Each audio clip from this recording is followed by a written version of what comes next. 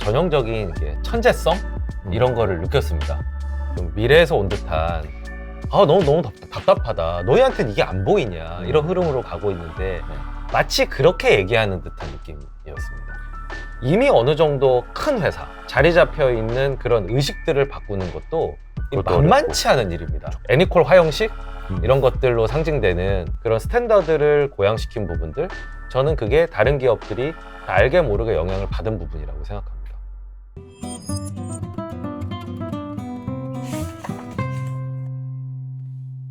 그런 우리나라의 먹거리를 책임지는 회사로 삼성전자를 발돋움 시켰다는 거, 뭐 일단 시장에서 차지하는 비중이나 뭐 경제에서 차지하는 비중 이런 걸 생각해 보면 그런 중요한 회사로 도약을 시켰다는 거, 이게 가장 큰 공일 거고요. 그건 뭐 두말할 여지가 없죠. 그렇죠. 이거는 뭐 누구도 부정할 수 없는 사실일 겁니다. 부가가치와 고용을 또 엄청나게 창출하신 부분들, 세부적으로 들어가자면. 그리고 파급력으로 보면은 그 삼성전자 이전에는 사실 우리나라 회사들, 메이드 인 코리아가 뭐 글로벌에서 씹어먹는다 이런 생각들을 많이들 못 해봤던 것 같아요. 거기에서 일종의 컴플렉스 같은 것도 좀 있었을 거고, 근데 삼성전자가 이 부분에 대한 어떤 한계를 많이 없애버림으로써 마치 이제 골프나 혹은 뭐 피겨스케이팅이나 이런 데서 어떤 선각자들이 항상 우리의 벽이라고 생각한 것들을 깨면서 뒤에 오는 사람들의 길을 확 열어주는 경우들이 있잖아요. 박세리 선수처럼. 그렇죠. 우리도 PGA에서 우승할 수 있고 올림픽에서, 동계올림픽에서 금메달을 딸 수 있다, 뭐 이런 것들을 열어준 것처럼 그런 자신감을 고양시켜준 부분이 분명히 있습니다. 맞아요. 그리고 이제 경영하면은 뭐 그 안에 요소들로 나오는 게 대표적으로 인사, 제도라든지, 그리고 뭐 기술의 수준, 그리고 품질의 어떤 레벨, 이런 것들을 들 수가 있는데, 그런 것들을 획기적으로 스탠다드를 올려준 그런 표본을 제시를 했습니다. 이분이 이제 많이 얘기하신 게 S급 인재? 우리도 아직까지 쓰고 있는 용어, 이건희 회장님이 제일 처음에 얘기를 하신 거고요. 인재가 중요하다. 맞아요. 그때는 사실 기계가 더 중요하다? 사실 그게 보편적인 좋은 기계 도입해야 된다. 사실 자금이 중요하다. 그랬는데 그거보다 한 명의 인재가 중요하고, 그리고 관리도 중요하지만 글로벌에서 이기려면은 기술에 대한 투자가 필요하고, 이거 뭐 인재하고도 좀 맞물리는 그런 지점이죠. 그리고 애니콜 화형식 이런 것들로 상징되는 그런 높은 품질에 대한 요구. 그러지 않으면 또 글로벌에 나가가지고 싸울 수가 없으니까요. 맞아요. 그런 스탠다드를 이제 한층 좀 높이면서 다른 기업들도 기업을 하면, 내지는 글로벌에서 사업을 하려면 이 정도까지는 레벨을 올려야지 라고 하는 그런 스탠다드를 고양시킨 부분들, 저는 그게 다른 기업들이 다 알게 모르게 영향을 받은 부분이라고 생각합니다. 그게 이제 뭐 품질에 대한 이야기는 사실은 누구나 할 수는 있지만, 그거를 정말로 이 회사의 CEO급부터 저 말단까지 모두가 다 느낄 수 있도록 그거를 해서 변신을 시켰다는 게 사실은 더 대단한 거기도 하고. 그리고 이분의 어떤 개인적인 어떤 인생사하고도 좀 관련이 있는데, 아무래도 이미 우리나라 최고의 부잣집에서 태어나신 분으로서 금수저였죠, 사실은. 그렇죠. 뭐 이병철 회장님의 이제 아드님이니까, 물론 그 형제 사이에서 삼남이었기 때문에 그 안에서의 물론 경쟁이나 그리고 그런 아버지를 또 두고 있으면 또 주눅이 들 수 있죠. 상당히 주눅이 들고 힘들 수 있습니다. 컴플렉스 때문에 더 안 되는 아들들도 있고 하니까. 적당히 이제 예를 들면 건물주 아들로 태어나면 좀 편하게 살 수 있는데, 오히려 너무 큰 기업의 후계자로 태어난다는 건 또 그만큼 감당해야 될 부분이 있거든요. 근데 이분이 요즘 말로 하면 좀 좋은 교육을 받으신 거죠. 그러니까 어린 나이에 이제 유학을 일본에서, 미국에서 그렇게 생활을 하시면서 또 약간 하이 소사이어티 수준에서 그런 문물을 경험한 부분들이 아마 이분이 뭐 전자제품이든 뭐 사회적 제도든 뭐 인재든 모든 이런 것들을 완전히 토종으로서 이 안에서 경험하신 분들보다는 그래도 조금 더 높은 수준, 이 정도는 돼야 돼. 특히 당시에 이제 세계를 호령하던 일본의 어떤 스탠다드를 본인이 생각하는 어떤 기준점으로 삼았기 때문에 이 이하는 성에 차지 못하거나 아니면 나가면은 백전백패한다고 생각하셨던 것 같아요. 네네네. 그런 것도 어떻게 보면 1세대 창업자들이 갖지 못했던 그런 면모를 2세대 경영자로서 또 보여줬던. 그러니까 1세대는 창업했으니까 대단하고 옳고 뭐 2세대는 그냥 물려받아서 수송만 한 정도니까 뭐 그거보다 못하다. 저는 이 책을 보고 나서는 그런 생각이 많이 없어졌습니다. 그렇더라고요. 네, 1세대가 해야 될 일이 있고 2세대가 해야 될 일이 있고 1세대가 또 창업하면서 필요한 역량이 있고 2세대가 수성하거나 국내에 머무는 회사를 글로벌로 끌어올리는 데는 또 조금은 1세대와는 다른 그런 역량들 혹은 경험들이 필요하다. 맞아요, 이런 맞아요. 것들도 조금 보여주신 부분도 저는 인상적이었습니다. 우리가 아까도 잠깐 삼성전자 이야기를 했는데 뭐 삼성전자 빼놓고는 이야기를 할 수가 없고 네. 어떻게 보면 요 책을 통해서 지금의 삼성전자를 읽는데 아니면 지금의 삼성전자를 해석하고 뭔가 좀 들여다보는데 좀 네. 이어갈 수 있는 뭔가 통찰 같은 게 있을까요? 네. 이제 주식 투자를 옹호하시는 분들이 많이 예로 드는 게 예. 삼성전자를 만약에 한 40년 들고 있었으면 강남 아파트보다 훨씬 낫다. 부동산 수익률보다 최고다. 네, 좋다. 엄청난 이제 수익률을 올렸다라고 얘기를 하시는 분들이 있는데 네네네. 실제로 그게 좀 쉽지 않았던 게 그럼요. 40년 전으로 시계를 돌려보면 그리고 이 책에 나오는 80년대 삼성전자 이건희 회장님이 이제 선대 회장님이 돌아가시고 이제 경영권을 물려받았을 때 87년에 회장에 취임을 네. 하셨거든요. 그때의 삼성전자를 생각해 보면 이건희 회장님 말을 빌어보면 한심한 수준, 우물한 개구리. 실제로 당시에 삼성전자가 글로벌 플레이어도 아니었고요. 그렇죠. 그때는 예. 80년대는. 그나마 수출했던 제품들도 먼지 뒤집어 쓰고 있는 상황이었었고 국내에서도 당시에 저희 부모님도 뭐 삼성전자 가전을 사야 된다 라는 얘기는 그닥 많이 하지 않으셨던 것 같아요. 그때 뭐 대우, 가전은, 럭키금성, 뭐 골드스타, 골드스타, 골드스타였군요. 골드스타. 골드스타. 그리고 실제로 이제 저희 집은 네. 그 일제 전자제품도 금수저. 금수저를 때 저희 아버님 이제 일본을 많이 왔다 갔다 하셔가지고 뭐 전자제품은 일제지 뭐 그때는 이런 다 있죠. 뭐 코끼리 밥솥 뭐 다. 지금처럼 당연하게 삼성전자 제품을 사는 그런 문화가 국내에서도 아니었었거든요. 그리고 제가 96년도에 주식을 시작을 했는데 시간이 좀 흐른 거죠. 그 다음부터도. 그런데도 삼성전자가 증시 시가총액 1위 회사가 아니었습니다. 네네네. 그때 1위 회사는 한국전력. 참 격세지감이죠. 한국전력 어디 있나? 보이지도 않네. 그러니까 삼성전자가 예전에는 지금의 시각으로 보는 그런 수준이 아니었습니다. 그러면 지금 우리가 바라보는 삼성전자의 어떤 수준? 글로벌 회사, 우리나라에서 제일 가는 회사, 인재들이 가고 싶어하는 회사, 자랑스러운 회사가 된 데에는 87년부터 지금까지 그 이건희 회장님이 사실 시세를 하면서 만들어낸 결과물을 우리가 보고 지금 당연하게 생각들을 하고 있다는 거죠. 네. 그래서 저는 이 책을 읽어보면은 삼성전자가 그냥 이 자리에 오른 게 아니라 한 경영자를 통해서 이러이러한 과정을 거쳐오면서 우리가 생각하는 삼성전자의 수준에 이르렀구나 라는 거를 파노라마처럼 보여주는 거기에 저는 이 책의 의미가 상당히 있다라고 저는 생각을 합니다.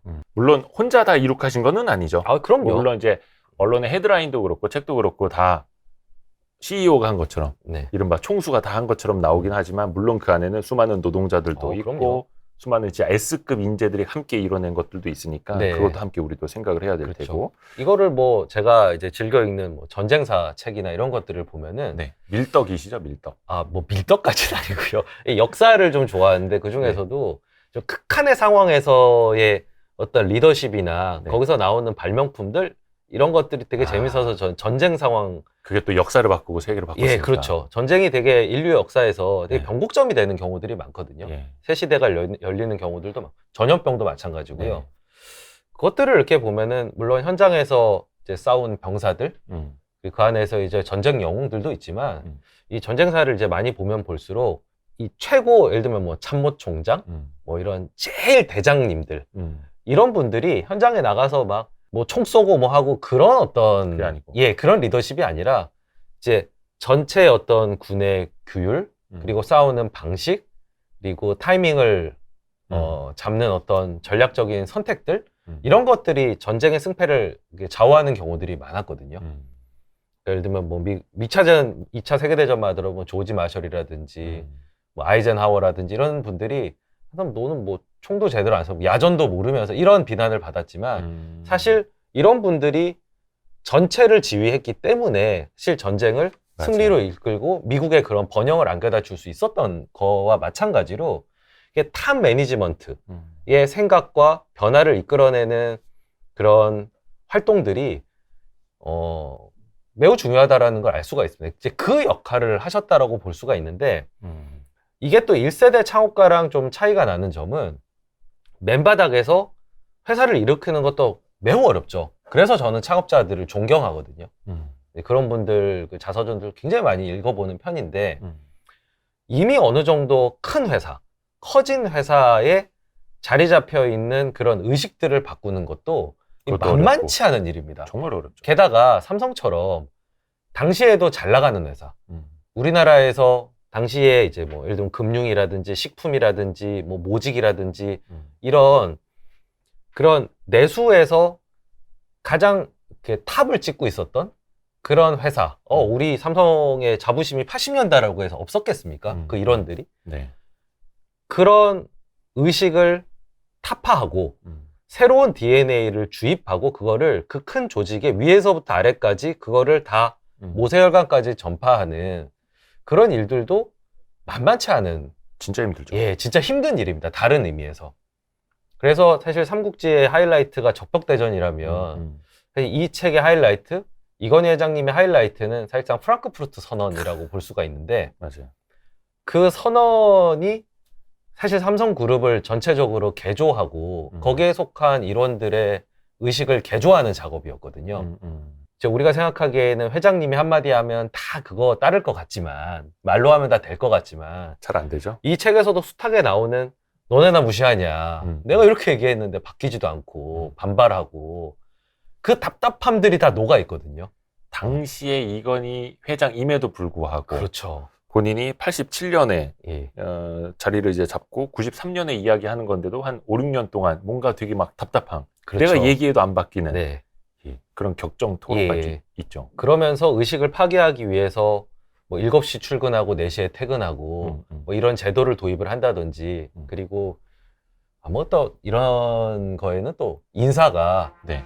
그 과감한 인사가 또 경각심을 불러일으키지 않습니까? 그렇죠. 예, 네. 말 안 듣는 사람들을 이렇게 자르고 예, 이런 것들을 통해 가지고 이 삼성전자를 지금 우리가 생각하는 어떤 삼성전자의 그런 마인드 예, 글로벌에서 또 1등을 해야 되고 초격차라고 요즘에 이제 삼성그룹 하면 사실 초격차라는 말이 많이 대체를 하게 된 것 같은데 네. 그런 의식을 씨를 뿌린 거는 프랑크푸르트 선언을 기점으로 한 그런 이건희 회장님의 그런 의식 개조 활동들 그런 것들이 이제 파노라마처럼 착 펼쳐지는데 그게 생각만큼 그렇게 쉽지가 않은 거죠. 근데 그거를 이제 해냈고 맞아요. 예, 그러면서 삼성그룹이 IMF도 넘기고 이제 초인류 기업으로 도약할 수 있는 그런 토대를 마련을 하게 된 거죠. 이게 사실 뭐 투자하시는 분들 입장에서도 그래서 최대 주주 또 CEO가 정말 중요하다라고 이야기하는 게 거기 네. 있는 거고 그러니까 전쟁에서 어떤 지휘관처럼 네.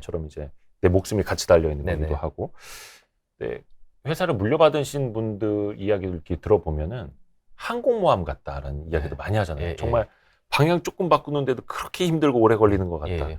이제 그거를 처음으로 이건희 회장님이 이제 토로를 했던 것도 프랑크푸르트 선언인데 그렇죠. 이게 되게 유명한 이야기이긴 한데 1993년 6월 7일 프랑크푸르트 캠핀스키 호텔이라고 나와 있네요. 제가 외우지는 못했고 네. 제일 유명한 게 그거잖아요. 마누라 자식 빼고는 다 바꿔라. 아, 그렇죠. 바꾸려면 철저히 바꿔. 극단적으로 얘기해. 농담이 아니야. 마누라 자식 빼는 건 다 바꿔봐. 요게 유튜브에도 네. 좀 올라와 있더라고요, 예, 영상이. 예. 맞습니다. 유튜브에서 저도 영상 몇 개 봤습니다. 근데 그 방송 보면은 요 예. 책에도 나와 있는데 그때 예. 물론 이 프랑크푸르트 선언이 있고 한두 달 후에 예. MBC가 그걸 긴급 편성을 해갖고 당시에 풀 영상으로 내보냈다 하더라고요. 네. 완전 프라임 타임에 네. 굉장히 조금 파급력도 컸었던 걸로 알고 있는데 정말로 그 오랜 고민의 통찰이 거기에서 다 나왔던 거고 네. 또 하나의 위기의식 또 같이 주입이 됐던 거잖아요. 네. 그건 어떻게 보였어요? 그 내용 자체는. 일단은 말씀을 그렇게 막 달변으로 하시는 스타일이 아니고 말이 이렇게 툭툭툭툭 좀 끊어지긴 하더라고요. 네네. 예. 그래서 책에서 얘기하는 그게 이제 영상으로 보니까 좀 더 이제 실감이 나던데 맞아요. 저는 일단 전형적인 이게 천재성 이런 거를 느꼈습니다. 그러니까 어떤 포장이나 이런 게 화려하진 않지만 이제 거기 담겨 있는 남들이 보지 못하는 그런 사색을 통한 그런 결론들, 시대를 앞서가는 그런 말들, 이런 거에서 좀 미래에서 온 듯한 되게 맥을 딱딱 짚죠. 예, 뭔가 말이 막 되게 막 화려하지는 않은데 예, 뭔가 한마디씩 끊어지긴 하는데 그게 딱딱 맥을 짚고 그렇죠. 있는.